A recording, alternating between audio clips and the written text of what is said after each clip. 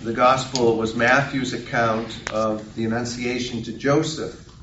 And this morning, or this afternoon, we have just heard Luke's account of the Annunciation to Mary. And the reading ends with Mary's total yes to what God was asking of her. She says, "I'm the handmaid of the Lord, and let what you have said be done to me."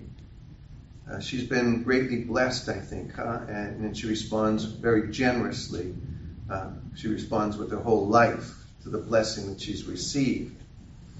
In Luke's Gospel, Mary is not simply the mother of Jesus. She's the perfect disciple of Jesus. Like Jesus, she gives herself totally to God's purpose for her life.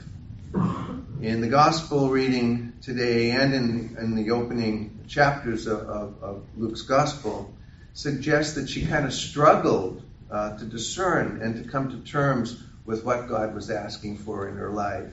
You know, we're told that she was deeply disturbed by the words of Gabriel, and she had many questions.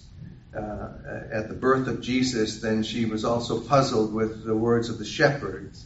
And when Jesus was 12 years old, she pondered in her heart, over Jesus' words to herself and to St. Joseph.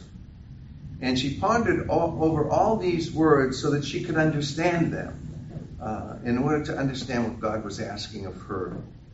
And like her, I think we can all struggle and ponder to find out what God is asking us in our lives and what that means for us in the here and now.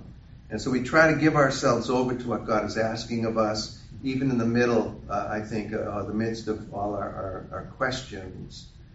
I think Mary shows us that it's possible to be faithful without fully understanding what God's asking us in our own lives and in the lives of others. So my hope and my prayer for each of us this afternoon as we continue with our Eucharist is that we ask Mary for her intercession by praying for us sinners, now and at the hour of our death.